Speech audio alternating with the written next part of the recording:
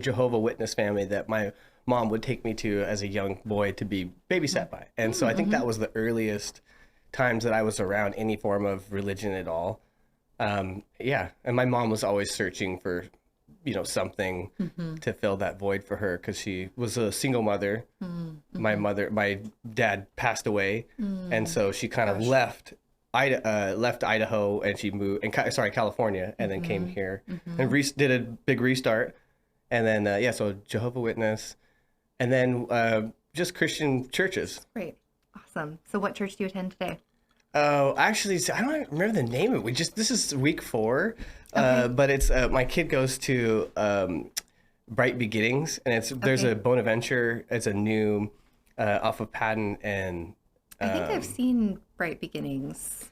Yeah. Yeah. Awesome. It's a nice little Christian, preschool for Jameson. Jameson's 2, and he's going to preschool there. So awesome. Yeah, and it's like we went to New Heights forever. Okay. But Matt's no longer there as the leader of the church, and the new pastor we went a different direction. My wife is kind of on the beginning phases of her walk, you could say, with Christ, and so I think that she wanted to explore something where she didn't feel like it was such a big church. Yeah. So we're going there, and it's like it's cool. It's a different experience. That's awesome. Yeah, we actually attend New Heights. Cool.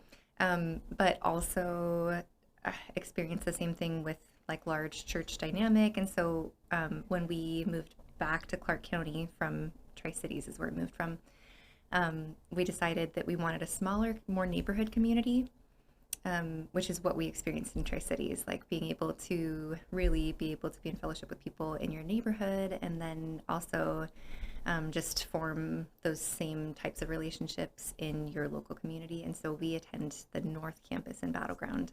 So it's a much smaller population, and they probably have a total of maybe 200 people that attend both services. Cool. And we've enjoyed it. Yeah, it's been a fun. We went to Summit View when we first were living in Clark County, and enjoyed that too. So the thing that I love is that there are a lot of really great churches in the area. Yeah. There are a lot of really good places to be, and so you just have to kind of find the one that like you can commit to, and then like keep it moving. Yeah. That's exactly what we're trying to do as a family. Because I have all of what I've grown up with. Went to Portland Christian for 3 years. Then I went to Kingsway. Oh, you did? So like So do you know Daniel, oh gosh, what's his last name?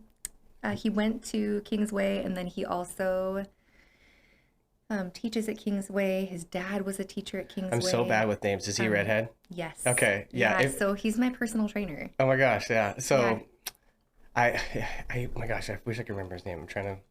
Luke is his dad? Yeah. Because we did track and field together as well. And so I remember his dad being at some of the events as well. So yeah. Yeah. I guess Daniel's a little bit younger. So it's such it's just Vancouver. Yeah. Yes. Yeah. He's so sweet. Yeah, that's great. He's a great guy. He gives a really good workout. That's so cool. Yeah. You have to tell him I said hi. I will. Yeah. Yeah. I'll give you a card too, so you can remember my last name. I don't know if you have any. That'll be helpful. Yeah. Yeah. What is sorry, I for some reason assume that I have no idea what you do as an occupation. I just assumed you said podcast, and I'm like filling in the blanks, and my mind's turning, but. Yeah. Yeah. Well, is that going to be part of our recording, Hari? We have started recording. Oh, excellent. Oh, okay. We'll just you guys started talking about good stuff, so I thought I'd start it off. I love it. I love it. Well, yeah, so I am in the arena of psychology, and I have 2 folds of the work that I do. So historically, in the clinical practice that I have, I specialize in relationship work. And then I also work in the organizational sector. So I work with the C-suite in organizations and helping them better function within their roles, and also work together as a team more effectively, and just kind of bringing together cohesiveness to create like organizational engagement, making sure we're on target for mission, and those kinds of things. So it moves into like individual coaching and consulting, and then meeting often once a month as a greater group. So cool. Interesting. Yeah. So where do you do that? Like, is there a physical location? Are you going to people? Are they coming to you? Is it remote? How do you find? Sometimes, yeah. So for example, I have a hospital group that I went to go visit back, in April. And so we went down and kind of put together like a full day retreat and talked through some areas that we wanted to grow and learn more about one another on their C-suite. And then that moved into like Zoom consultations. Mm-hmm. So I meet with each of their team members each month, and then we meet collectively as a group via Zoom, so distance. But sometimes I'll go down and see them, and sometimes we'll do it from distance. And then in my clinical practice, I do have an office, but most of my work is online. Cool. So yeah, it's So pretty... this whole COVID thing's been really hasn't hung you up at all. Well, I actually did most of my work in person during COVID. I felt pretty committed to the idea that when COVID took place, it was important to like recognize where we were at and what we needed to do to maintain health. But I also noticed that there was a pretty significant increase in mental struggles and also in relationships. Yeah. And it's kind of difficult to engage when we're feeling so lonely online, when Sure. everybody's got Zoom fatigue and those kinds of things. So I held my office and had regular appointments in that through the COVID stage. And then as other practitioners were coming in and opening their offices, that's when I went more online. So I kind of did the opposite thing from most of our practitioners. But I think sometimes you just have to step into uncomfortable places because it's the place you need to be. Yeah. Yeah. That's cool. Okay. Yeah. So what's that look like for you in a normal day then? Yeah. Because this is so different from my life, right? We're all... I would imagine. Yeah, I'm really curious about what your days look like as well. But yeah, I wake up and I make sure that my kids have everything that they need to go to school. We do, the typical routine, right? Getting up and getting breakfast ready and doing those kinds of things. So my workday doesn't start until about 9 o'clock. I get the kids off to school, and then I kind of circle back and reflect on my notes from previous consultations or coaching engagements, and kind of build a skill set of what we want to work through in this next day of appointments.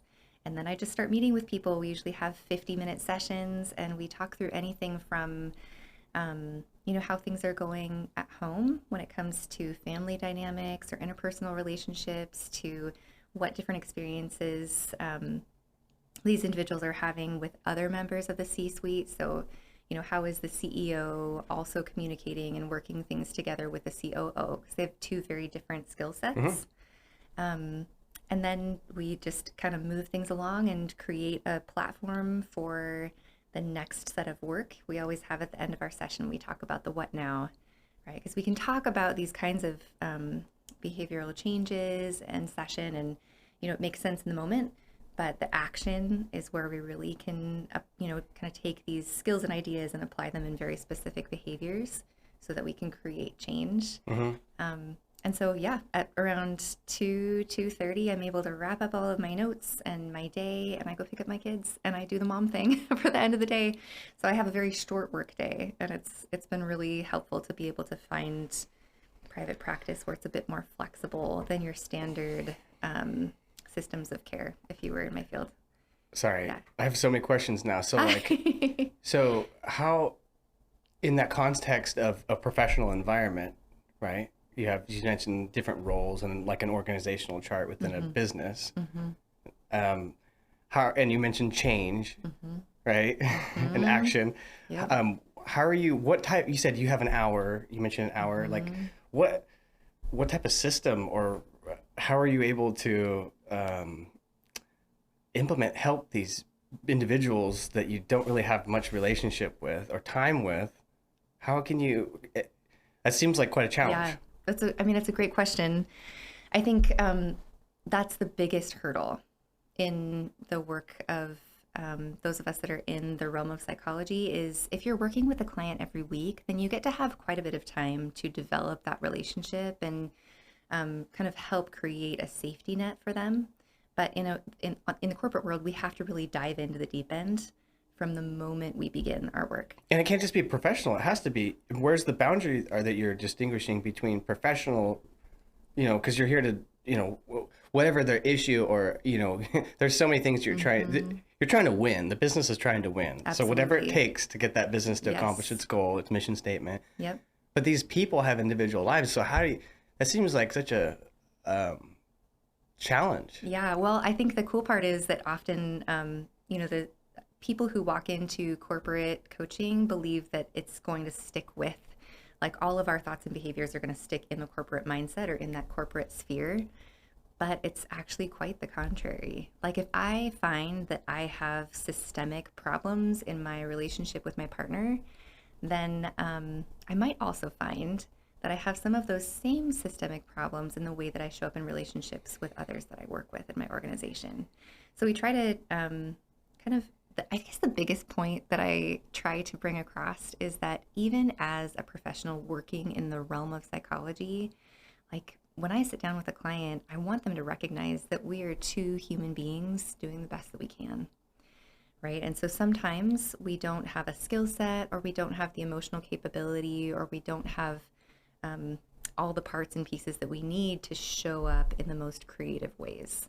And so it's my job to sit next to them and say, okay, human to human, how can we breach this gap? And what can we put into place? Because we can only fall as far as the systems that we place can catch us, right? If you go back to, like, atomic habits concepts, so we want to create those systems so that we don't have to crash and burn. We can actually kind of recognize some frustrations along the way and be able to pivot and make changes so that things can become more helpful along the way. Yeah.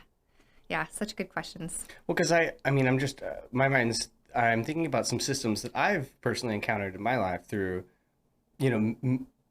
grace, essentially, the stumbling upon, because, we talked about faith earlier, and so many of Christians, quotey fingers, don't know how to use their mind, or they, it's like you still don't have physically, are you diet, sleep, exercise? Right. Okay, so you talk about, like, creativity, and so my mind's thinking of, like, peak state, and there's different frequencies our brain operates on, and it's very clear to see when someone's in a creative state what those vibrations are. There's certain hertz. It's like, and if we're not eating the right foods, if we're not sleeping enough, and if we're not drinking enough water, which are really baseline activities as a human being, that most of us weren't taught those things.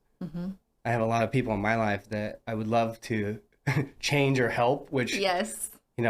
Working on that for myself. Yeah.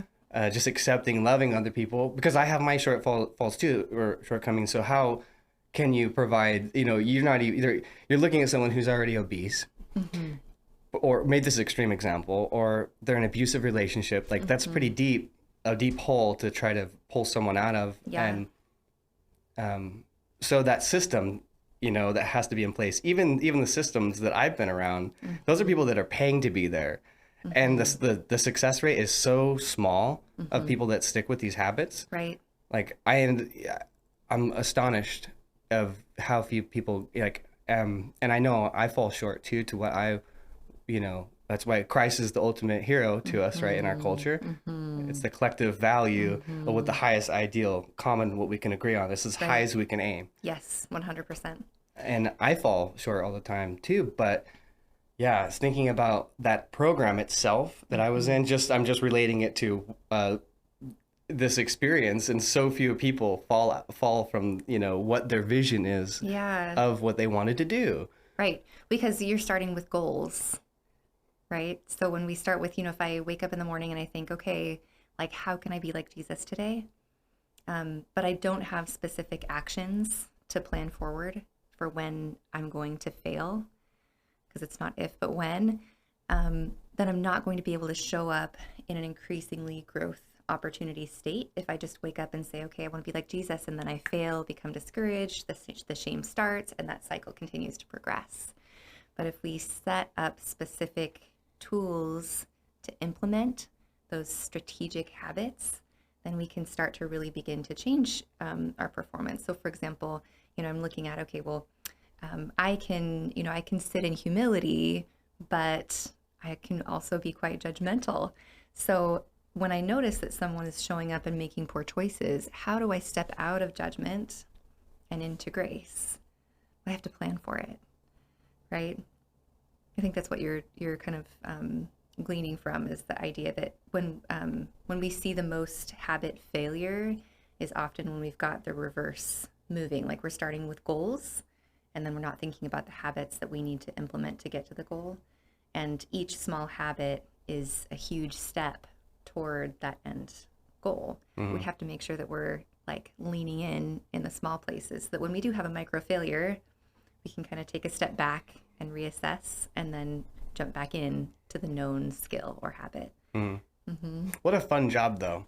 What a cool thing. Much fun. It's literally my favorite. Yeah, and it's great that you have so much experience and expertise, because when the time comes to help, it's not just an intention anymore, and it's not just your arm to the teeth with ammunition. You know, you're ready to serve. Yeah, absolutely.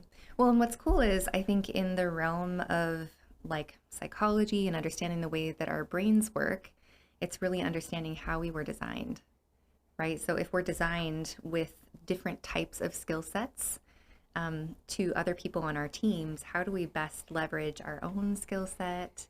And how do we best leverage our team's skill sets to be a highly competent, highly capable team?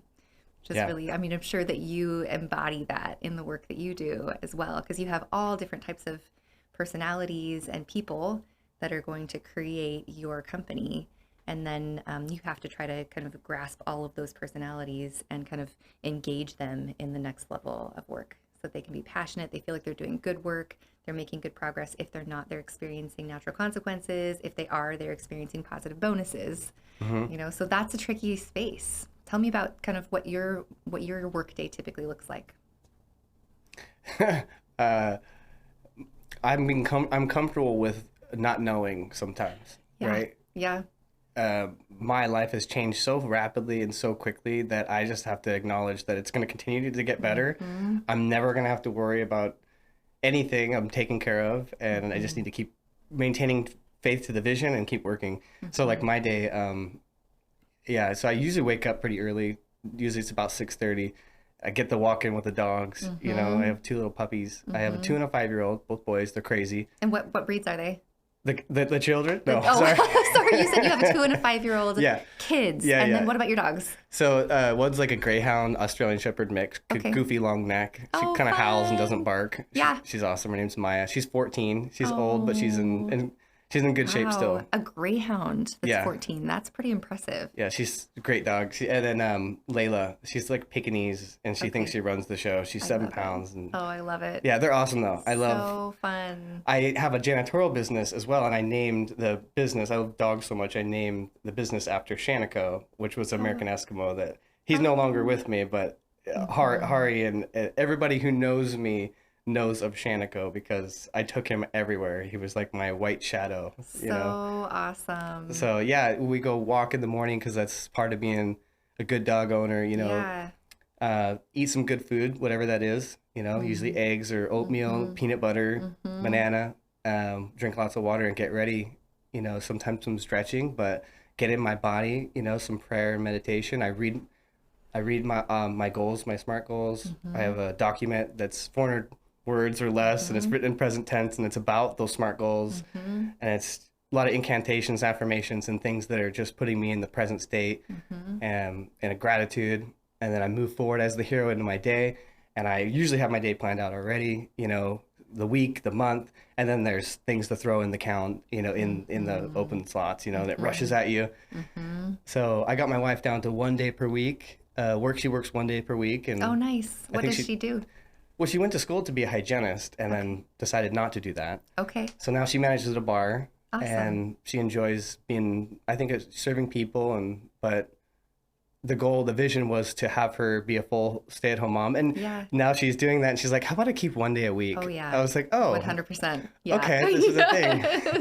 It's like her break, you know? And it's crazy at our house. So I kind of want that day because, you know, I'm so productive and I'm like, just let the chains, like, she took care of us for so long during my other startups. Some of them didn't, you know, stick. Which is typical. And so I'm like, no, you need to let me take care of you now. Like, it's time. Like, I want to give that return on investment to her and just be the knight in shining armor and, Yeah. you know, knock the ball out of the park for her and just keep paying the bills and building our future. And so, yeah. And then sometimes we have jobs, sometimes we don't, you know, it's wintertime. So this was my first full year in business with Power Washing Professionals. Nice. Gosh, there really isn't anything that's a constant other than I know I'm going to be busy.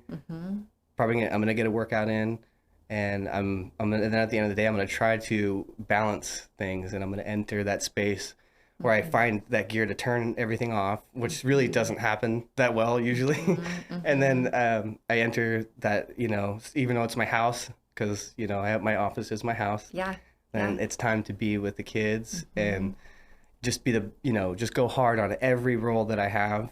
Be the best, you know, if there's dishes, you know, anything, just be present, you know, be the best husband I can. And then the night is always ended in some type of reflection of those goals, the accomplishment of the day, and then prayer of, you know, feeling that gratitude, thanking for my health, you know, for my life, for no one's sick around me. It's just so much to be grateful for. Yeah, absolutely. So then, you're ready for my next question. What happens when things go really terribly? Like, what happens when your first and second startup fail? Oh, they have. Yeah. I know. Oh, yes. I ran so into tell me about that experience for you in the past. Well, I don't think I ever would have gotten involved in being an entrepreneur if it weren't for so my wife has a grandmother who was more like a mother to her, and she got stage 3 pancreatic cancer and she needed some help. We moved in and we took care of her. We were her caretakers. And so I think towards the end, and this may, you know, sometimes I don't always share the story because it was a part of my life that it was kind of mixed emotions about it. So she wanted to produce some alternative medicines for her. And so I looked into producing cannabis. You know, I was like, I'm going to do whatever it takes to be her caretaker. She wants cannabis. So we started growing, you know, the female version of the plant that produces, you know, the cannabinoids. And I was like, whatever we could do to support her on this.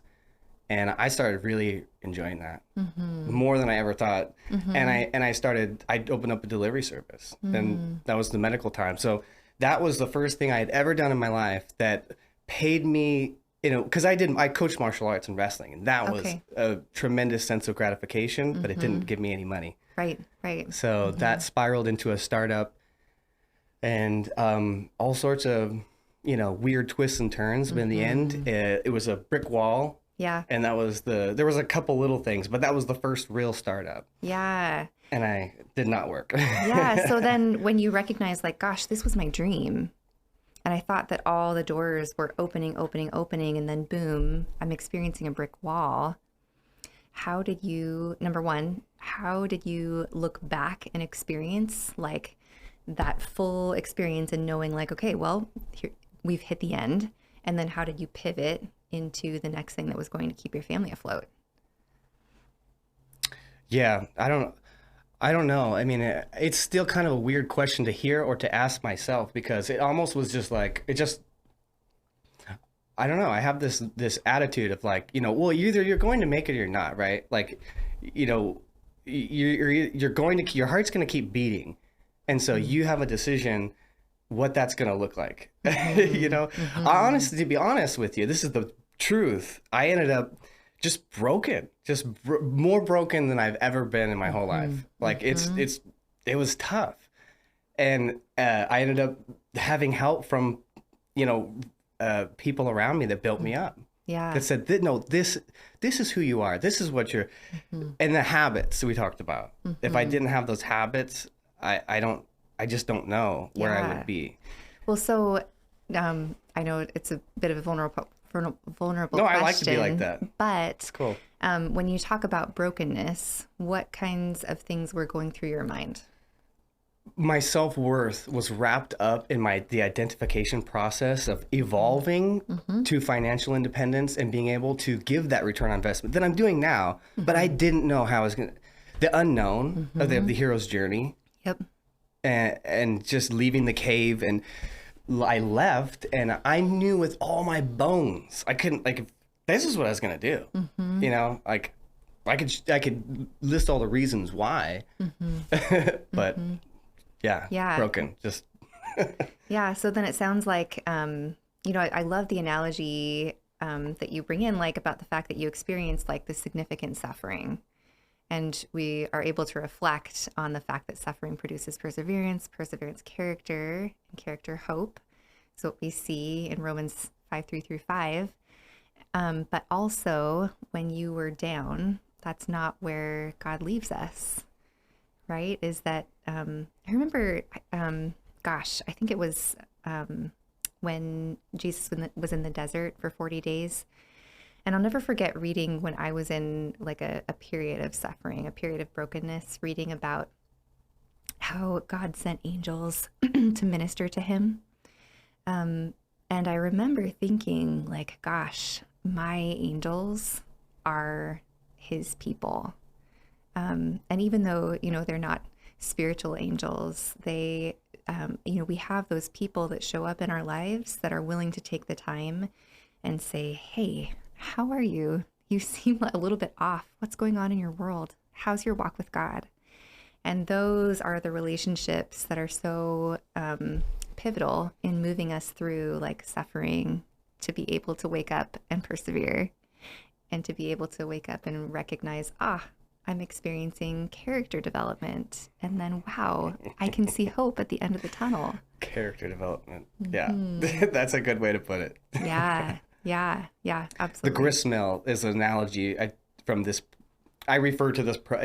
It's called the MKMMA. It's kind of culty, but I love it. It's awesome. It's like a MLM program. If anyone's listening, you know, a big shout out to Mark and Jay and everybody, because it's totally changed my life and it's awesome. But you know, without those habits, I just don't know what anyone like.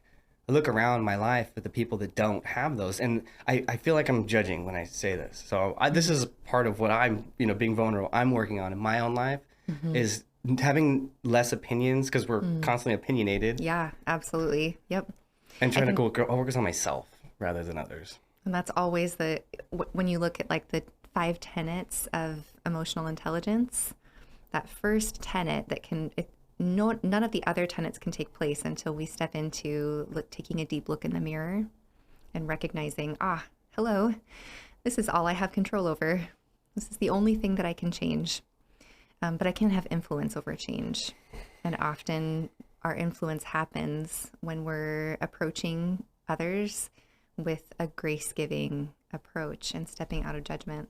And that's, I think, why I've loved my field so much, because I think also growing up in a Christian family, I became very committed to the concept that the only way that we can pursue change, or that we can call other people forth in change, is to call them out and to, you know, state like, here are your sin areas, or this is where you need to change. And it's not a good heart posture for the person who's calling out, but it's also, interestingly, not a very effective way at creating change in someone else.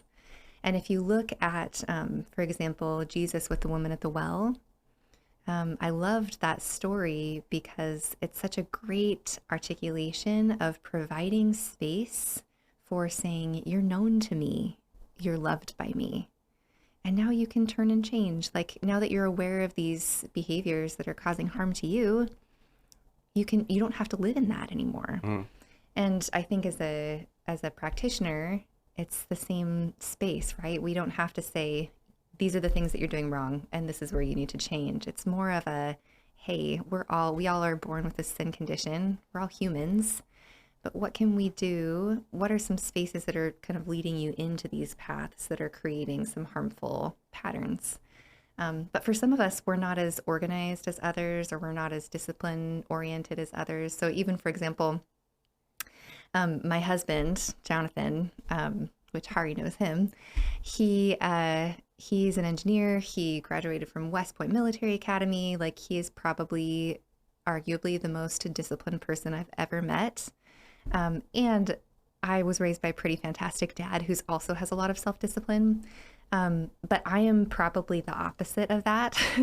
And so every day, when I'm waking up and thinking about my day and just taking thoughts captive or taking, our family relationships and thinking about how can we develop connectedness and how can we seek Jesus in that process, I often find that I'll slip into these places of not achieving those things because the disciplines are lacking, right? And so every time that I lean into the disciplines, it just helps me feel like I'm showing up in more fullness. Yeah.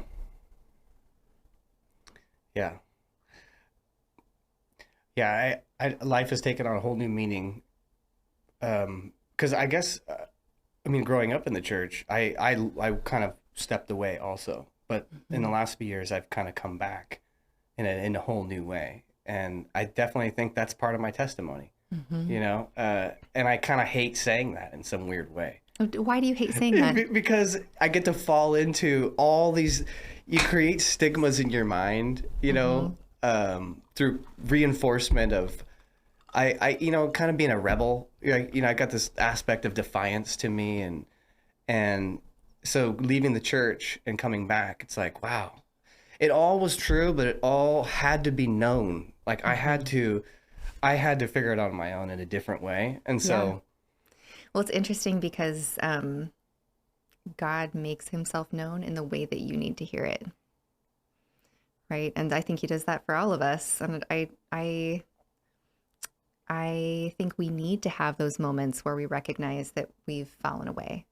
And our relationship with God is like our relationship with other people, right? When I put a ton of effort and when I'm really listening and in tune with my husband, then our relationship is really solid. And when I start to forget that I have a husband because I'm busy with work or I'm busy doing other things, then we start to notice that there's some distance there. And so, but it also makes the relationship more precious, right? Because when I look around and I think, I'll never forget, I guess, this year, 2020, it's been like the year that rocks most marriages.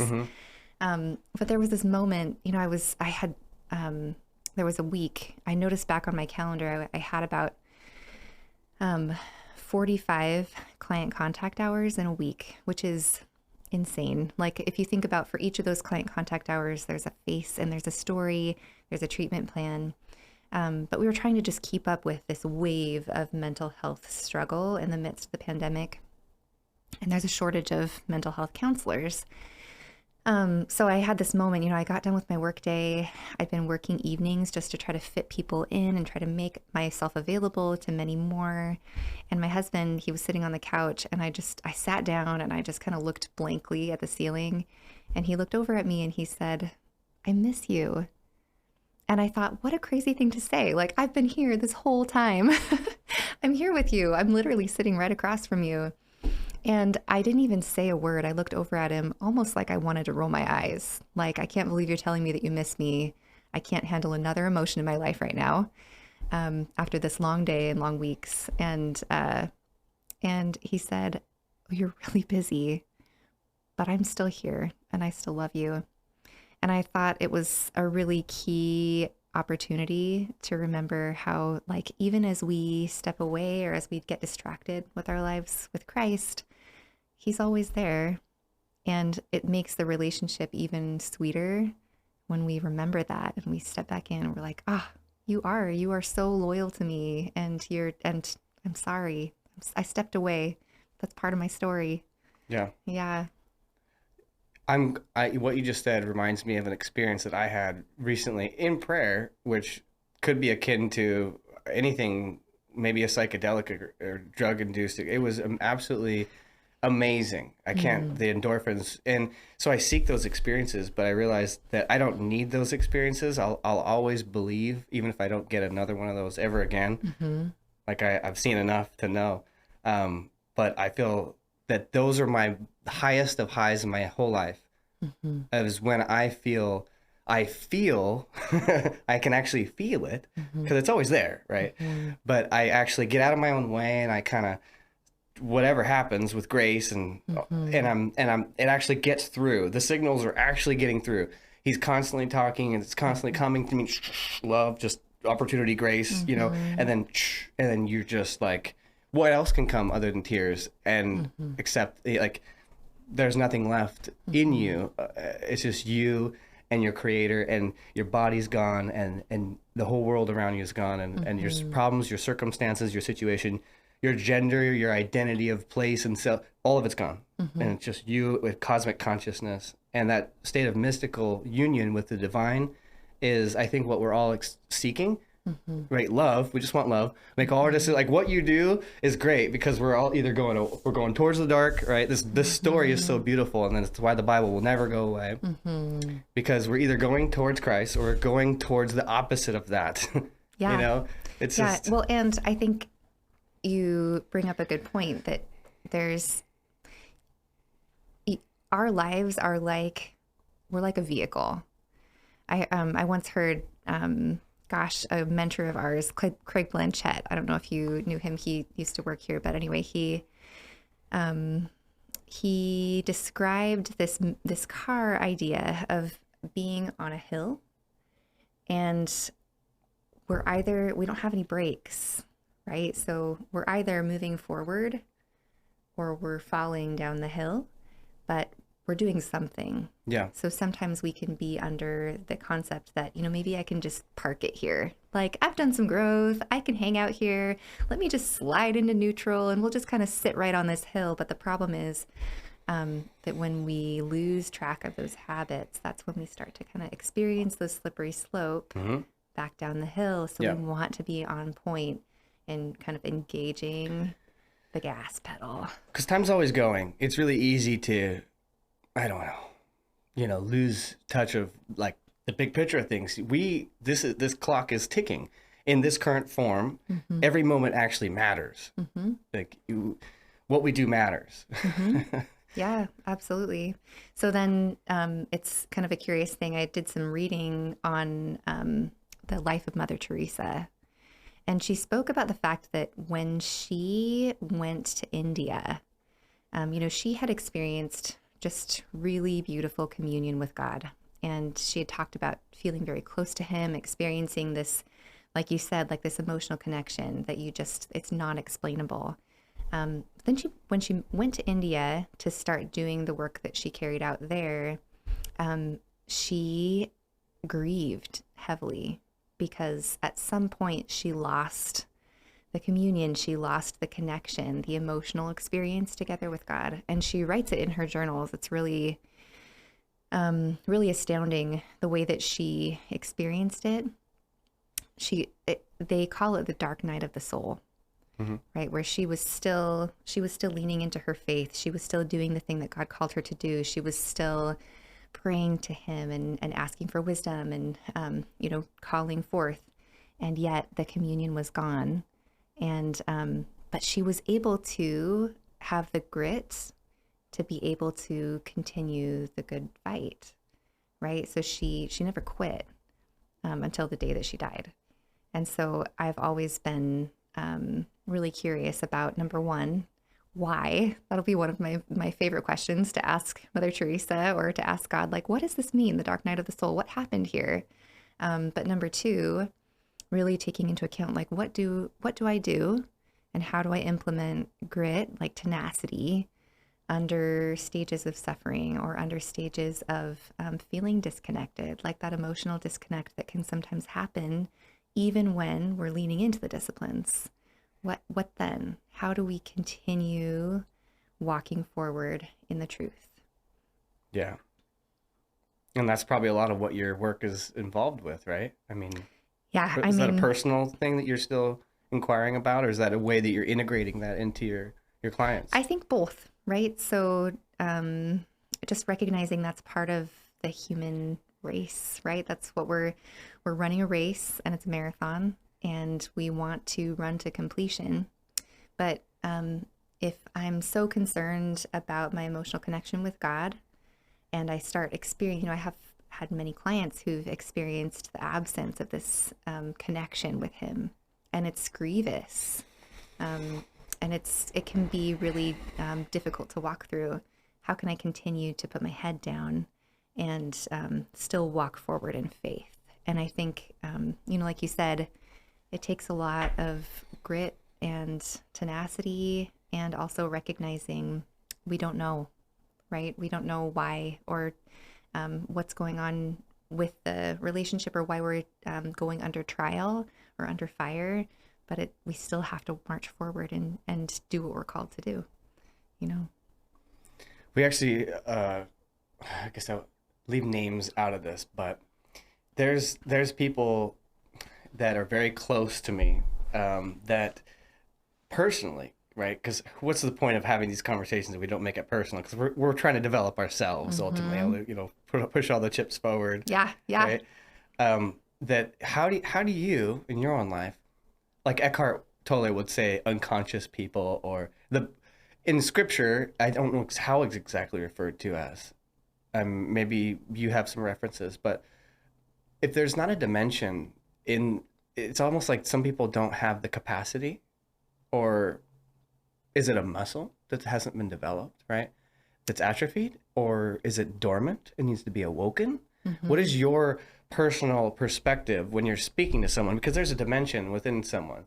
This is kind of where we're hanging out in the conversation, but there's a space within you that's not woo woo. This isn't woo woo. This, you know, it's not separated to any soul, culture. right? It's who you really are. You know, I like Davine from the MKMA says we're spiritual beings having occasional human experiences, not human beings having occasional spiritual experiences. So what do you do to educe, I like the word. What do you do? How do you reflect on all this? What is your perspective on that? Oh gosh. I mean, I think number one, we are spiritual beings, right? We know this. And I think I have grown more comfortable with not knowing.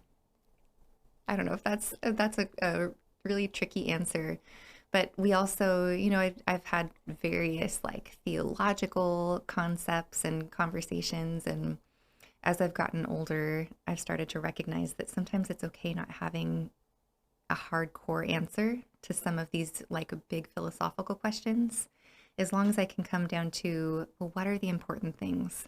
And to me, the things that matter the most are knowing like, okay, I've made a ton of mistakes and there's no way that I can make up for it, but I can count on the fact that Jesus died on the cross, rose again in 3 days, and paid for my sin, so that I don't have to live under the wages of sin, but I get to have freedom to serve Jesus and serve God. And so that's the big thing that matters the most to me. But the people that are listening to this that don't understand, okay, we both we're speaking from a background. Like I went to private school, right? I was indoctrinated, initiated into this. I forgot so much more. Like, it's ridiculous how little of scripture I remember. But I've been around this my whole life. Yeah. But what about someone who's listening to this and just, you know, even like my wife? What would you say to somebody who, you know, you're saying Jesus? What does that mean though? Like, where do you start, right? Because there's so many people that are racing through my mind. My circle gets smaller and smaller as I get older, right? Less time. But I'd love to share the message of Jesus, but I don't know always like how to do that. I'm like, oh my gosh, like I want to give this gift to you, and maybe that's not my role. Maybe I just be the best version of myself, right? But how do you do that, right? Yeah, I mean, so one of the things that I would go back to is like, what's holding you back? You know, so if you find that, you know, you're thinking, gosh, how am I going to move into the next step? I often like to move back to a prayer position, like, God, give me wisdom. Give me wisdom on how to walk through this. And even in, you know, in my own world, and my husband had a pretty significant rock in his faith. You know, he graduated from West Point and everything kind of dialed right on in. But after a deployment to Iraq, he was gone. We had our first baby, you know, and he was there and I was, you know, in Hawaii. He came home and he said some pretty significant things. He said, I don't know if I believe that there is a God. And I think that his world was pretty shaken by understanding who is God, and does it have to be, you know, he is a very intellectual person. Is God an emotional experience? Or is there something that I can hold on to that is kind of frames the cognitive world and the emotional world, where I can live under the without the entertaining version of spirituality, I guess that is. And through that, what I realized was, I think I was maybe 22, and I remember just begging him, like, you're confused. You have no idea what you're saying. We need to talk to this pastor or that chaplain, and I need you to hear from your parents. And none of my attempts to convince him that there was a God, and in fact, we serve a great God, helped him recognize what he needed to. The thing that called his heart was his innate recognition of the fact that he had made some pretty significant mistakes that were haunting him.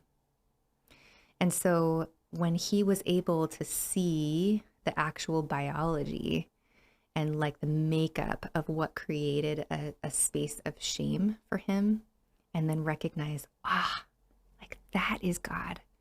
Jesus, that gift, is the thing that is calling me out of unrecognition or frustration with faith. The fact that I actually really need saved. I need a savior. And, but there was nothing that I could have said that would have brought him around to that idea. So I know that's a kind of a long way around answering that type of a question. But for me, in the last 15 years, I've looked at, okay, well, is the difference like telling someone you need Jesus? Or is it understanding their story and learning more about them and being their friend? And when they start recognizing like, gosh, this person, they're genuinely interested in me. They're not trying to gain anything. That's when like the qualities of Jesus and God come through in those of us that love him, right? And sometimes that can be used as a tool to be attractive, right, for Jesus. But other times it's not that way, and we don't really know why. Well, because I didn't choose a profession to like help people, right? Uh-huh. But now that I'm listening to you, I'm like, oh man, maybe I want to help people more than I actually should, because I'm not qualified. And, but qualified, what does qualified mean? So I think that's awesome. Then the more I think about your occupation, it settles in how all the things we get to talk about, or we've talked about so far, how that you can make that a part of your daily life. And yeah, and also I think, recognizing that even within my profession, so for example, within my licensure, I would never incorporate my spirituality with someone who didn't want it. Yeah. Right. So I have to be very careful about what people need and what they're asking for. And if they say like, hey, I'm really interested in like Jesus or Christianity. I used to know God, but can we talk about faith? Are you comfortable with talking about faith in counseling? And I always welcome it because it's a great opportunity. I want to talk about the whole What about calling person. it Christian-based faith or having somewhere, there has to be Christian counselors. Yeah. So in the counselor world, you have like Christian counselors, and then you have counselors that are also Christians. And I like to align myself with the latter because Christian counselors use the Bible and faith in every single integration of the work that they do, which is okay. And it's for some people, but my particular calling is the fact that I want to be supportive and helpful no matter where you're at in your journey along the road of life. And if that is not incorporating faith right now because of whatever that might be, sometimes I have clients that experience spiritual trauma and spiritual abuse or different kinds of things that have come into place that kind of create that mini reaction. And I want to honor that. And so anyway, it's kind of it's a catch-22, but I think it's it's like a very nuanced place to be, right? I'm coming alongside someone no matter where they're at. So in that space, if you remember back with my husband, if I would have come alongside him and said, tell me more, like help me understand your world. Let me know, how can I support you while you're wrestling? I think that he probably would have done much better work. But by me hammering it into him and saying like, no, you need Jesus. Stop saying that. I want to see you in heaven with me. It just did nothing. Like literally there was no movement. Yeah. But because God's the one that does the work. Yeah. Well, that's so cool. Yeah. I mean, because like, yeah, just thinking about these ways to share what's so great about my life is so awesome. Like my life is literally like, it's just, I mean, I've gone through phases where I felt guilty about how great my life is. And I'm like, why are you so good to me? Like, why do I have so much opportunity? I feel I don't even capitalize on a fraction of it. I don't use all my potential. And I'm still blessed more than it's just showered with abundance. And so that when I say Christ, that's what I mean, and who wouldn't want that? So yeah. Yeah. So then, the next, and I keep spinning it back, but the next thought is like, if all of that passed away, right, and you're noticing that you are actually under significant suffering, then what then? Is he still a good God? Right? Is he still a good God? I mean, God is playing all faces in this act of life behind the scenes. He puts on the mask of the perpetrator, of the judge, of the victim, of every role is taken off and put on by the ultimate Atman, the Brahma, I guess, in Hindu terms. I don't know if that analogy can be completely shared in my eyes. I see it as there's only one God. Ignorant people may say that there's different gods. But once you've experienced God, these are just our interpretations in our mind of things people written down a long time ago. I don't need to be a scholar. I love Dr. Jordan Peterson and so many other people look up to. Like I can't, my brain doesn't work like that. I can't recite things in Latin, and cite things, but I know in my heart based on an experience what God is. So I have a direct relationship. I don't need to hear from another that there's only one God. Yeah, absolutely. Yeah. Well, and also, when you look at, for example, Job, the story of Job, when he experienced so much suffering and his kingdom, completely annihilated, his family is dead. And he mourns and he grieves and he calls out to God.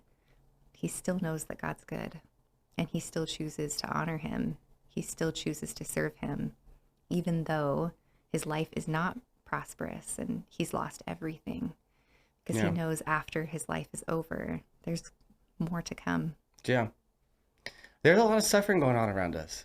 So this is I think we should, that's probably something to touch on for a bit, because as nice as my life is right now, all around me, there's dead bodies everywhere. The path is covered, but I choose, the only reason why it's going that way is because of my habits and how I choose to align myself with grace. I have to be a vehicle for grace. You mentioned a story of the car going downhill. It's not quite the same, but it reminded me of a story that I heard from a pastor that said, there's this group of people leaving the island and they were trying to get to another island, but it was across the world. They ended up, as soon as they left, they broke a bough, one of the big pieces of wood, and they had to go, immediately stop and fix it. Without butchering the entire story, they stopped all the way across the world. They stopped, however many hundreds of times. And by the time they got to the location, there was not a single piece left that was original from the boat. And the question from the pastor was, is it the same boat? And it really, that's kind of the Zen koans. All this is a Zen koan. It's a different way of teaching, of getting you to look at something that's not even there. So where you can speculate and go put the finger back inward and actually find what you're looking for. Because the only way to do it is to point at it.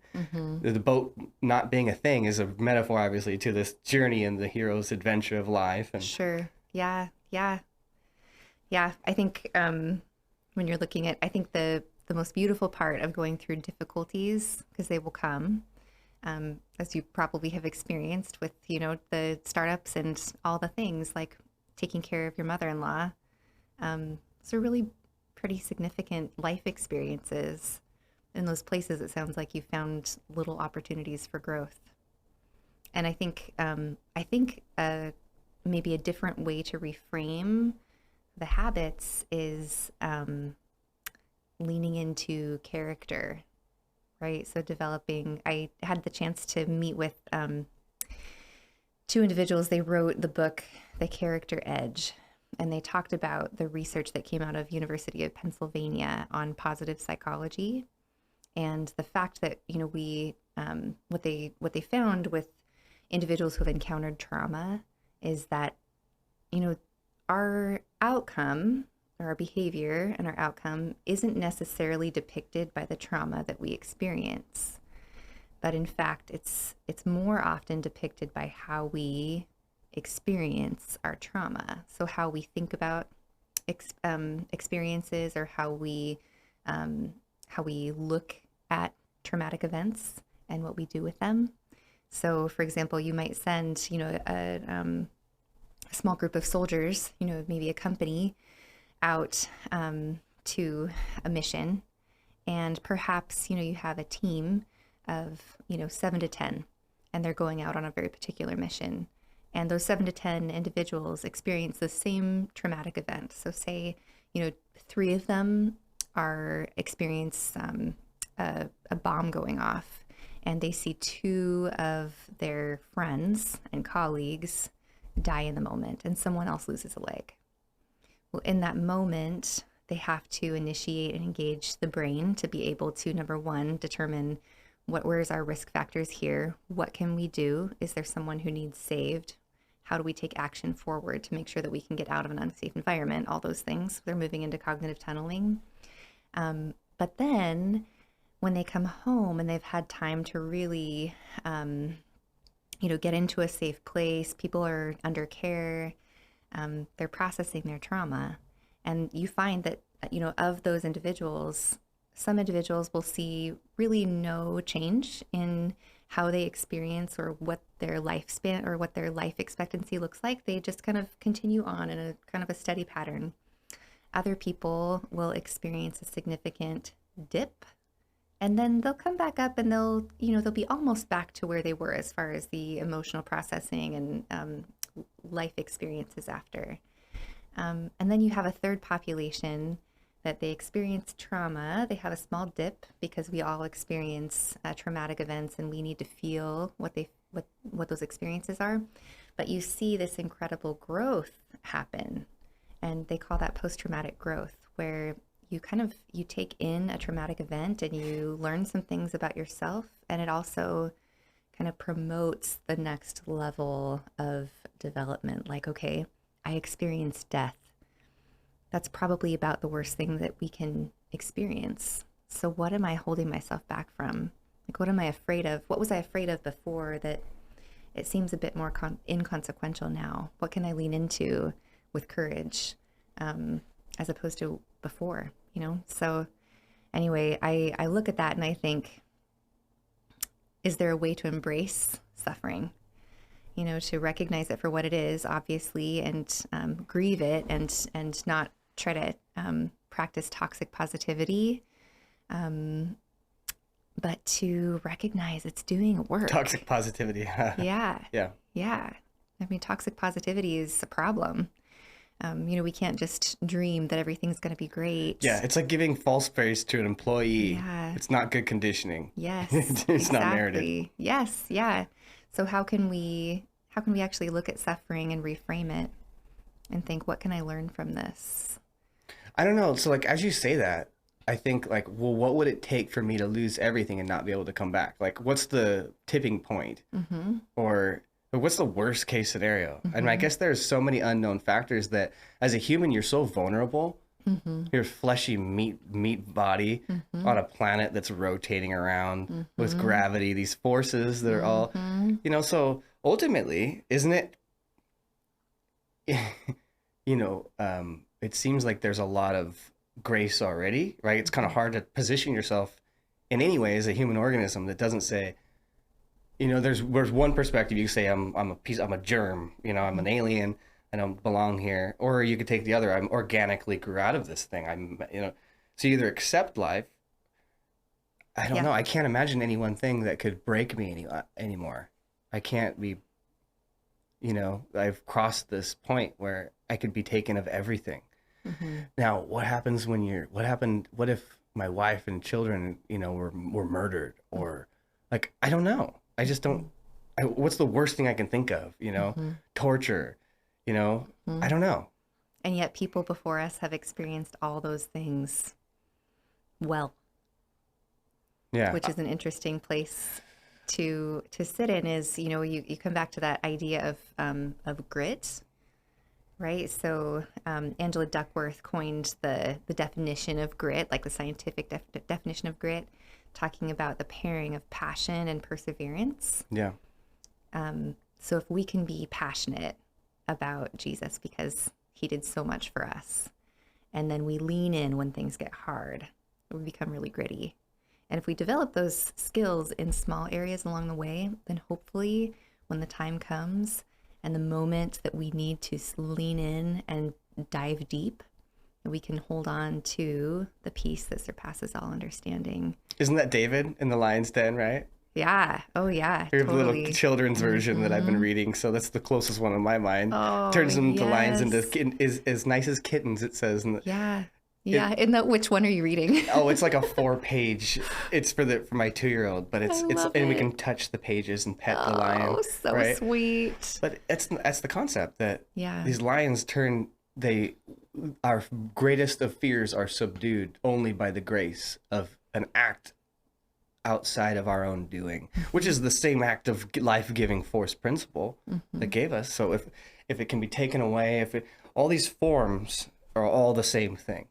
It's easy to say while I'm comfortable sitting here, got some nice coconut water and got some HD cameras, and it's beautiful, life's taken care of. But it wasn't always this way for me, and I know it's not going to always be. There's going to be trials and tribulations. Well, yeah, and they could be as minute as like coming home and your kids crying and fussing and fighting like my kids do. And, Yeah.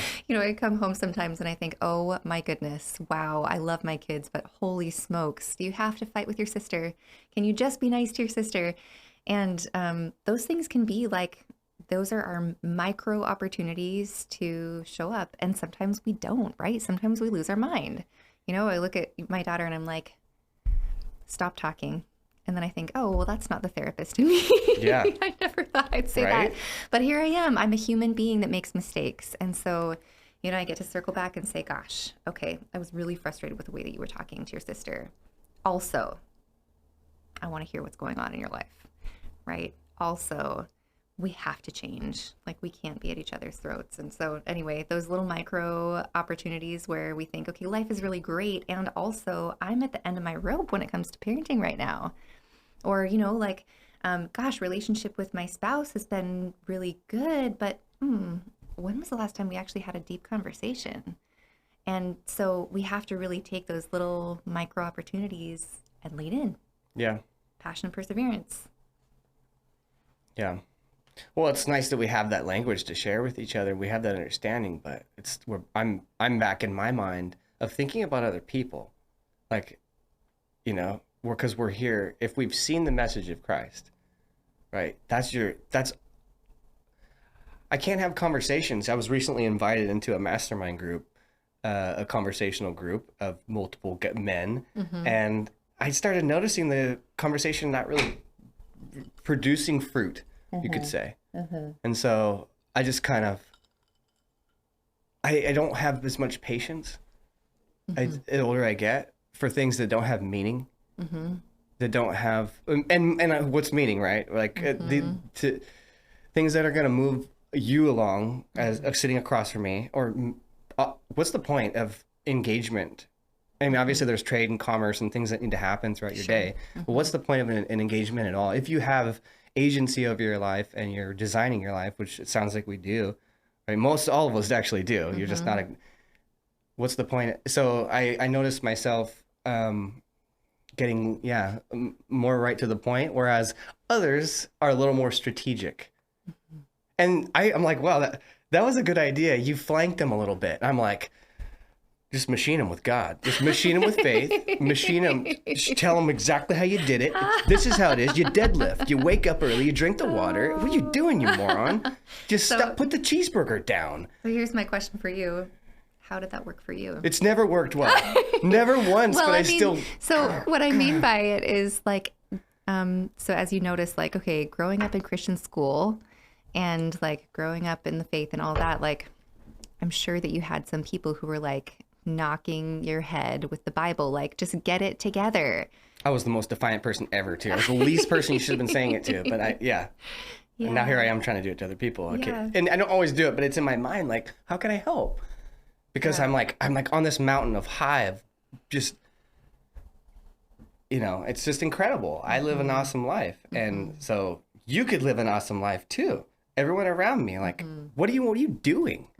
You're going downhill. So wait, have you ever like researched the Enneagram system? I've heard of it, but I've never researched it. I'm really curious about your Enneagram number, but in like, to shorten the conversation, we're wired in different ways. And so it helps us reframe like, okay, so if you're making these choices and you're feeling like life is going poorly, then why don't you do the thing that I did to get to the place that I wanted to go? When in fact, like, you are 1/9 of the population and his 1/9 sector is never going to reach that same goal in the way that you did, because he's motivated by a whole different subset of things. Kind of like that reminds me also, not that they're like overlapping, but love languages, right? Or in the Master Keys, we have color codes personality tests. That's the first thing you do in the program. So when you're sitting across or when you're online, because you're never actually there, you can go, oh my gosh, you're a red blue. Like, look at the way he's analyzing things. Oh, you're so organized. I'm obviously a yellow because I can't shut up. I'm super passionate. I'm, we fall into these categories. And so it helps, whatever program, it helps you to define people and put them into these paradigms so that you can have reference points. Listen to me. I'm trying to describe what you...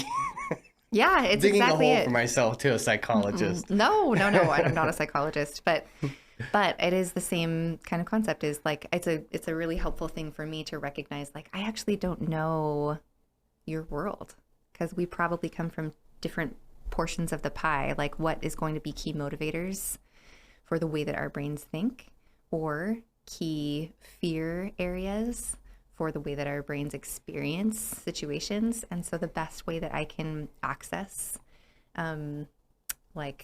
influence with you is by being curious and being a good listener. And that's the place where we get the most work done. Yeah. Well, what happens when this is kind of, I'm actually trying to grow in this because I realize your expertise, and I'm like, let's use this opportunity. No, me too. I'm learning as well. But what happens when,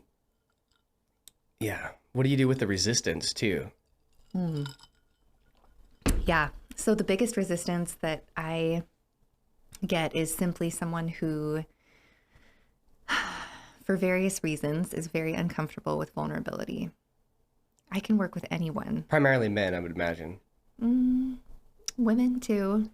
I think women, I think vulnerability can be looked at in different ways, right? So for women, it can be very vulnerable, and we're very uncomfortable if we acknowledge that we yelled at our kids yesterday, or, if I failed at my role at wife, or if I fail at the role, or, if that's the story that I hear, right, inside my mind. So it goes both ways, but there are different things that cause us to go there. But I think the best place, like, I can get work done if someone allows the walls to fall, and we're able to talk about, what's underneath some of those fears. For example, I was working with someone on a C-suite today, and we were talking about the way that he shows up in a group. So when they're working on this executive leadership team and they're putting ideas together, well, this individual is probably one of the most wise people I have encountered. Very intellectual, but also very thoughtful. He's also the least willing to contribute to the conversation. And so when I'm watching this, I think, like, what's actually holding you back? Because the feedback from all the other members is, when this person speaks, we all stop and we listen because it's really valuable insight. And so I want to know why, what's taking place there. And if he were on the other side and saying like, nope, I'm fine. I don't have, I'm just quiet. We really can't get any work done. But this individual, again, very wise, very thoughtful, he stopped and he said, I think it may have come from some earlier stages where I don't necessarily believe that I have something that will be valuable to contribute. Well, we can work with that, right? So I would say like my greatest, the place where we have opposition, like if someone has a ton of opposition or toss back, we can always work with that. I don't want to do this thing, or I don't believe in this thing, or whatever it is. We can work with opposition, but opposition without the willingness to enter into vulnerability, there's just no work will take place. So anyway, that's why I always try to think about how can I practice vulnerability, even when I model it with clients, right? So being able to ask, can I share a personal story, and being able to share, different kinds of ways where some of these things can show up, and reminding them like, yes, you are an incredible C-suite professional, and I'm supposed to be here supporting your growth. But at the same time, we're two human beings that have partners and children, and we're trying to wake up in the morning and make the world a better place. So how can we make changes? And that's, when we actually access, like you said, looking in the mirror and recognizing, gosh, I really struggle in this place. And I think my internal belief is that I actually don't have much to contribute. Then we can take a hold of it and we can do something with that. Yeah. Mm-hmm. Yeah. Yeah. You brought me back to my last job for some reason. I just had like a little out of body. You took me back to delivering parts. Yeah, because there's so many things that have changed in the last 4 years for me. I'm just a completely different person. And I looked at money, I looked at my value, my time, Mm-hmm. all of it so differently. Mm-hmm. It's just so radical. Yeah. So how do you look at it? How do you look at it today? How do I look at it? How does it differ? Let's start with money. How do you look at money today? Yeah. I think I had a lot of baggage that I brought to the table with money. Mm-hmm.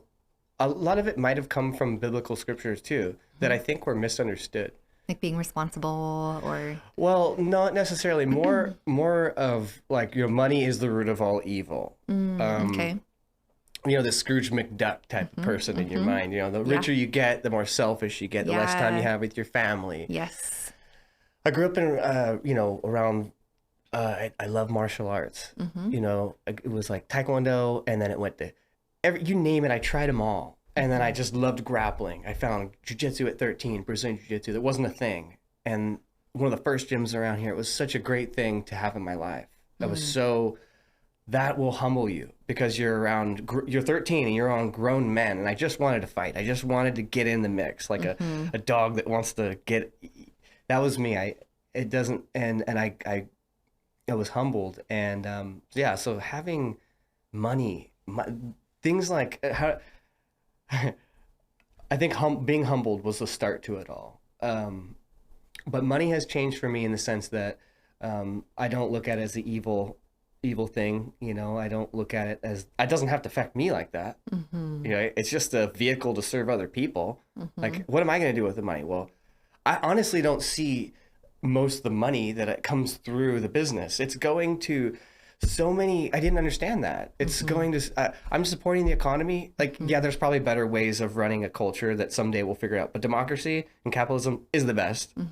Socialism and communism can just go suck it because America's awesome. Oh okay. My God. I don't know. Sorry.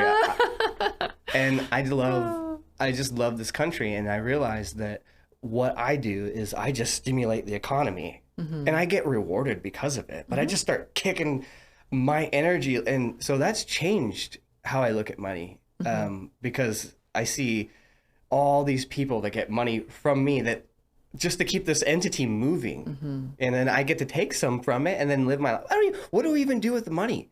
I got this big, beautiful, awesome truck, which is awesome, but I should take that back. I'm starting to pay myself and do some awesome things. Good work. But like, it's not for, I don't know, I just feel starting to so pay blessed. And it has radically changed to where now it's a tool. And it's an opportunity to help others. And it's just energy being moved around. Yeah, I love that idea of it's energy being moved around. And honestly, like, is it my money? No, right? It's your body. Is it are you keeping the air? Are you keeping the water? Yeah. But then, you know what? I think money gives us the opportunity to think about how we can move and shape the future.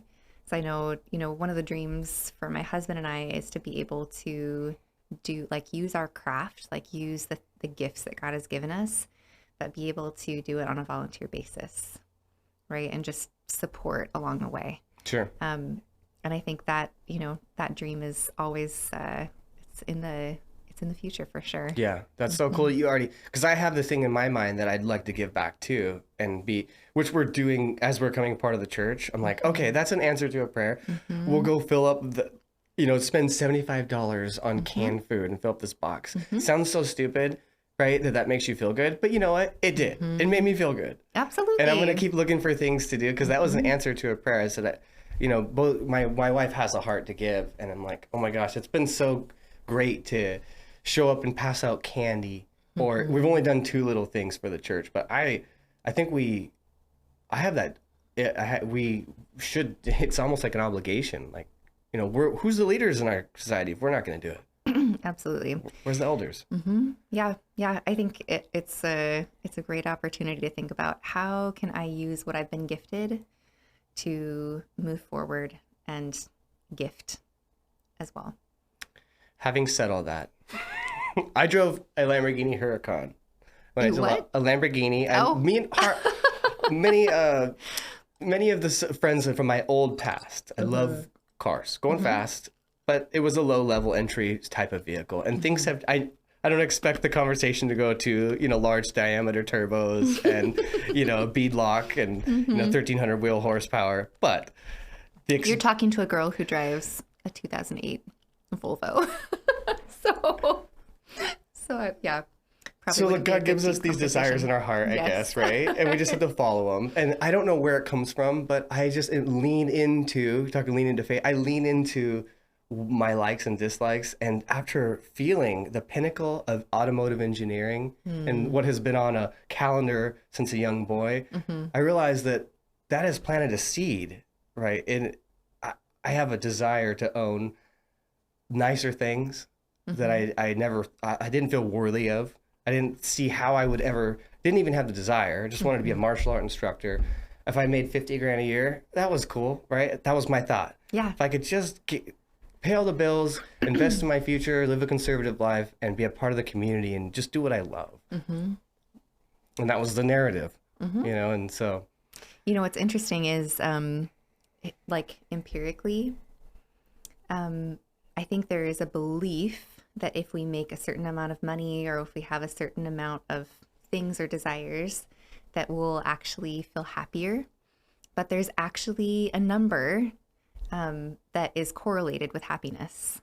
So for example, when the study was performed about 5 years ago, so I'm sure this number has gone up a bit since the data was collected, but right around the $70,000 mark is the place where individuals can feel happy. And then after that mark, happiness doesn't increase with more money, which is interesting because about that 70,000 mark means that you can pay for tires if you get a blown tire, or you can cover a medical expense that might be unexpected. You have just a bit of cushion to be able to provide for your needs, but maybe not anymore. And as you increase income, it doesn't necessarily mean that you increase happiness, which was really fully experienced. I remember my husband and I, I just remember having no money, but we never felt like we had no money. Isn't it so interesting when you look back and you think, gosh, okay, so we had all these expenses and also we never felt like we were lacking. So what does that mean? when we're in this position of life where we're, kind of nearing our 40s and we're making significantly more, have we increased our happiness? And I would say no, but I think what we have done is focused on increasing joy. So finding joy from the things that matter, like you said. You can do both. You can make more money. It's not like they're not mutually exclusive. Yeah, exactly. Yeah. So I think the thing that the study helped open my eyes to was the fact that even as money increases, that it's important to access, like making sure that we still focus on the things that we did with the small amounts of money, which was time in relationship with people, time in relationship with God, time in relationship with family. And then you can you can move in and make lots of money or not, but your relationships and your gratitude and your excitement about life doesn't change. You just continue moving forward. Yeah. So I like money now. I didn't want to talk about money a lot. I don't know. Like now I think it's either money, God, or family. And it's not necessarily in that priority because they're all just on the plate, but there's not much more to talk about. What else is there? Everything can fall in those categories, maybe loosely, but yeah. So here's my question for you, straight from Brene Brown's Dare to Lead book, which I really enjoyed. She talks about having 2 to 3 values that you use to filter every decision, right? So it's your decisions in your family, it's your decisions at church, it's your decisions at work. You don't have a different set of values for work, for personal life. You are the same person in all those spaces. And so for me, when I was looking at the list of kind of values that I want to filter everything through, there were things like, there's things like success, there's things like autonomy, there's things like a sense of spiritual depth, there are all these different things. And when I realized what I want to filter life through, it helped kind of bring my focus in when it comes to making difficult decisions. So for you, what would you say are your 2 to 3 values that you filter decision making through? 2 to 3 values. Yeah, I don't know. I don't have to cultivate this, but it's a sense of optimism, right? That's another, yes.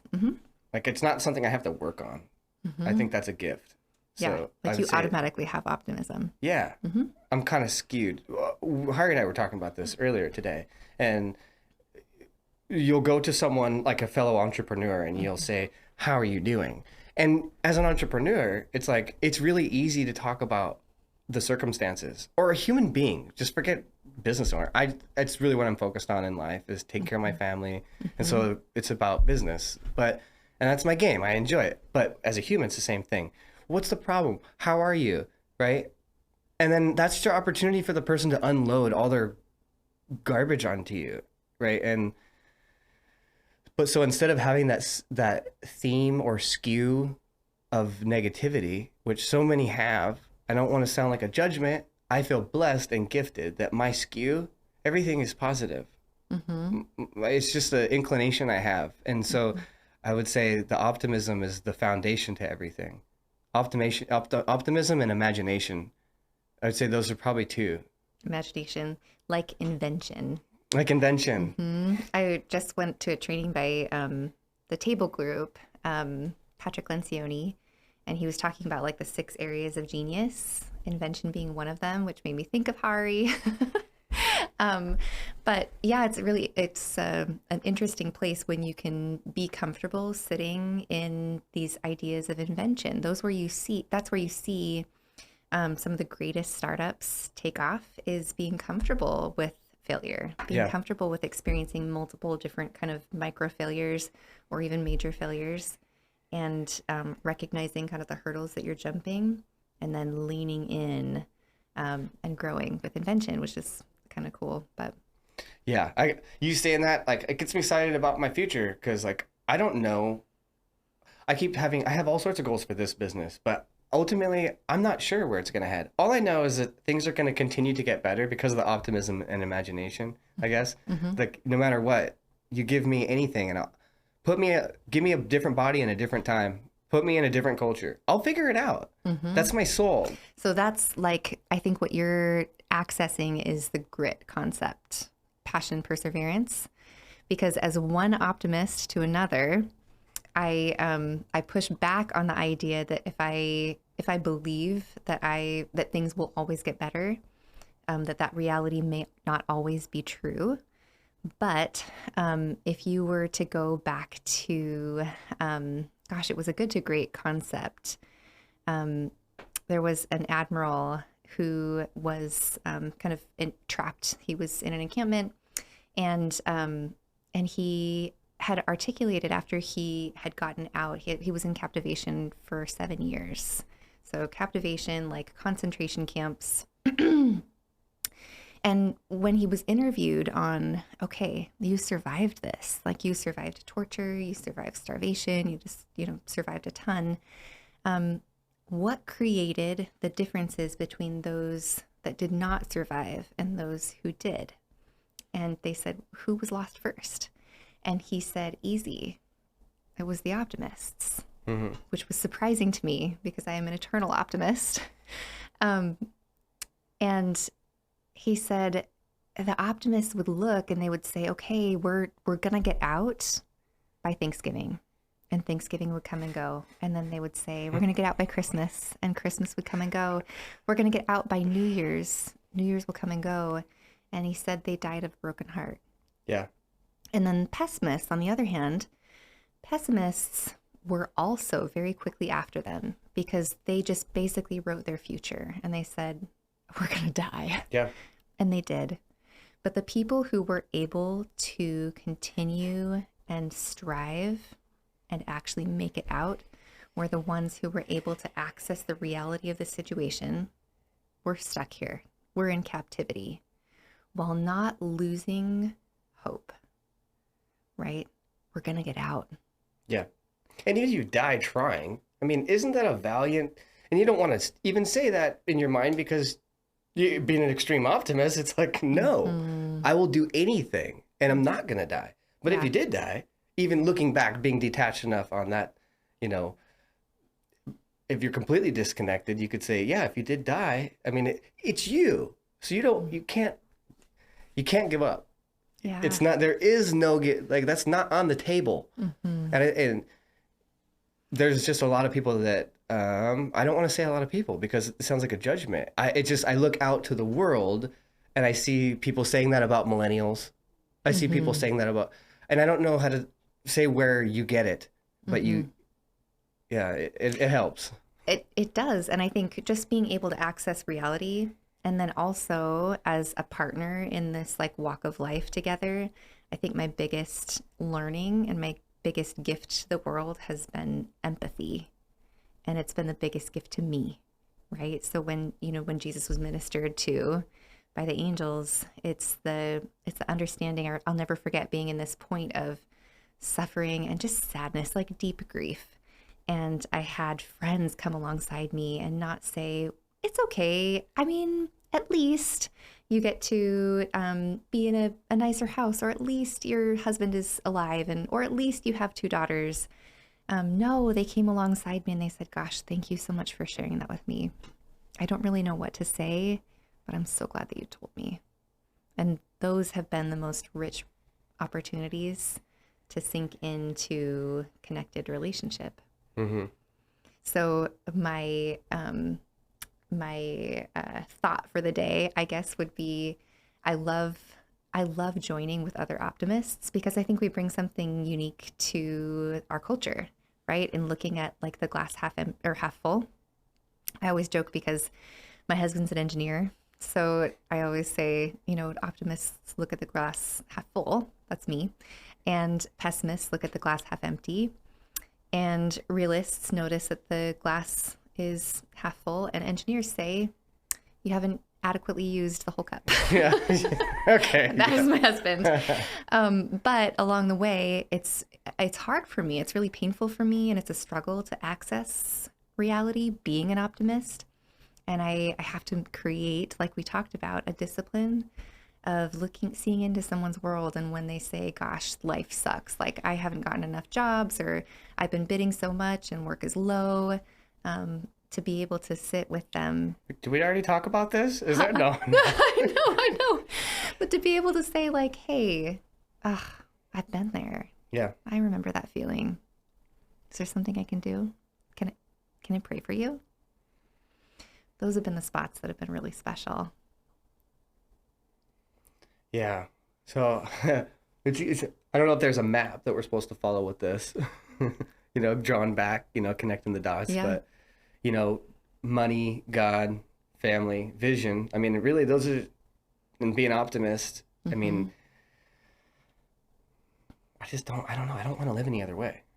I personally, I feel like I'm making a choice, and it's not always conscious. Maybe it's sometimes unconscious, right? But, and these things we say really wouldn't have much impact or merit, or really wouldn't matter to me too much if I didn't have people around me and these things constantly, continuously going on to reinforce these lessons. Well, and I think at the end of the day, you and I are both very much hold the same driving force, which is the fact that we know that we serve a true and living God, and that at the end of the day, nothing else matters, right? But things will fade away and things wither, and we experience highs and lows. That's what life is all about. But at the end of the day, we can hold on to that sure and steady foundation and know that we have a place to land. I just don't know how you can operate without that, yeah. So I guess I'll quit trying to change other people, I'll let God do the work and grace flow through me. Same. I'll be with you in that. But you're doing it for a living. You're like, mad props to you. Yeah. It's so cool. It's the way that God has worked in my life, my whole life. Because mine's so much more. I keep having this feeling, and I have a small circle around me that kind of say the same thing. They say there might be a calling past this. 'Cause I'm 34. There might be a calling past this, whatever phase of life. Maybe it's in the 40s. Maybe it's in the 50s. Where I get to directly, like, kind of similar. And why does it have to be that? I don't know that it does. Does it have to be more direct in the way that we serve God? I think he uses us right where we're at. I think he uses the gifts that he's given us and exactly where we're at. So, for example, you don't have to wait until you're in your 40s or 50s. You already have a circle of people that you lead every day. And so showing up in your leadership and character and allowing God to work through you is probably the best way that you're going to show up with your team. Those are the people that you see every day. But also there's always little micro opportunities. Like I've had the opportunity, I've always tried to be in some kind of a mentoring relationship. So mentoring a high schooler or middle schooler, somewhere in even college age. And then I am always actively seeking mentorship. And so we want to have, kind of that steady seeping through to the next level. That's part of why I was so excited to come here. I forgot we're on camera for a little bit, even though it's all right. It's because personally, my life has been changed by podcast. I don't know how, you said you have a podcast, so obviously you have, a reason to do that. But for me, coincidentally enough, is the Joe Rogan podcast. It was over a decade ago now. I started listening to it as I had 27 jobs up until the point, and so I would be in my ear at all these different jobs. So you talked about mentorship, and that's why I brought this up, is because a lot of the time people don't have access to the people. Maybe you think you don't, or maybe you do, but there's not someone around that can guide you in that direction, whether it's financial, whether it's spiritual, whether it's the habits and practices, disciplines, maybe it's physical, who knows, right? And so to get around those people virtually and just to hear people talk that are like-minded, it tremendously helped me in a way that I could never, I didn't have access to before. And it was just a bunch of, stone comics talking trash, but it was like, oh my gosh, now I got to meet Dr. Jordan Peterson, and Jocko Willink and Yeah. just such a so exploring and realizing that you're always in the middle, teaching someone, because I have children now. I'm like, wow. Yeah.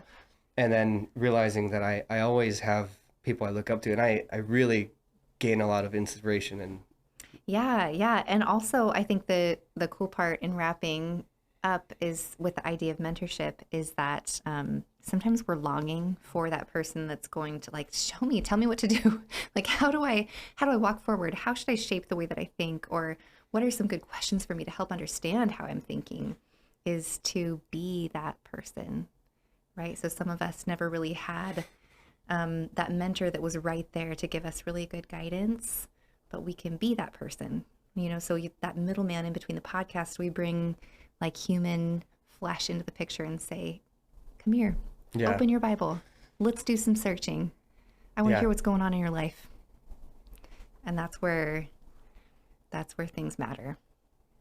oh man, what you said is so impactful to me personally in my life, because I had somebody who previously used to be, I would consider a mentor to me, and and they don't have God in their life. And it's becoming more and more evident that that relationship is taking a different path, based on our values, the optimism and mainly, but just realizing, those relationships can change too, They can. And sometimes they're in your life for a season or a purpose, right? So it might be a business purpose or a financial purpose or relationship purpose, but it's important to recognize them for what they are, thank them, honor them, move things along when it's time. Yeah. But it's always important to remind ourselves, I think, how can I be that person? Right? Yeah, because we're always trying to gain something out of our interactions. Like as a human being, like whether it's social or, so we're understanding how can you give value to the other person. Yep. So thinking outside of, I think in the form of human development, we move into like, our child phase where we're just taking, like all we can do is, you're feeding your boys, right? You're just giving them everything that they need. They wouldn't survive without you. And then you move into adolescence and early adulthood where you're starting to recognize, oh, I actually have a part in the world and I can contribute, but also I'm contributing for personal gain often. And then as you move into that later stage where parenthood enters in, you can't help but see outside of yourself because you're changing diapers and you're feeding fussy people. And so, it's all a part of development, but it's a good place to be. Yeah. So what do we do now that we've made it, right? Like now that you financially don't need to worry about it, spiritually you don't need to worry about it. There's really nothing to worry about. Isn't that in scripture, the kingdom of heaven, right? Isn't that it's all here? Isn't this just, we have a funny saying in our circle of friends, it's called whoopee, right? At that point, it's like, what's the point of even talking about it? You're going to go in circles now because you've touched the point, So I think, the thing that I try to remind myself of is number one, to go home and love my family. And then number two, to make a difference with others. How can I shape or help someone else to get to the point where they have what they need to show up in the world? Yeah, that's beautiful. So nice to meet you. Yeah, it was nice to meet you. Yeah. This is awesome. Yeah, thanks for being here. Yeah, we'll have to do some more networking too and see in what way, I don't know, whatever it is, whether it's connecting you with, who knows where networking goes, right? Yeah. And that's one of my favorite things to do that I don't get to do as much of because of, what's COVID happened recently. and all the things. Yeah. Yeah, I'm curious about all of the rest of your, you have lots of different job stuff. Yeah. That you do. Services we provide, yeah. All of which are individual businesses. I'm just feeling it out, you know? Yeah. Well, so, Hari, you also have so many different businesses going. I can't keep up with all of them. Yeah. We'll cut it off right here.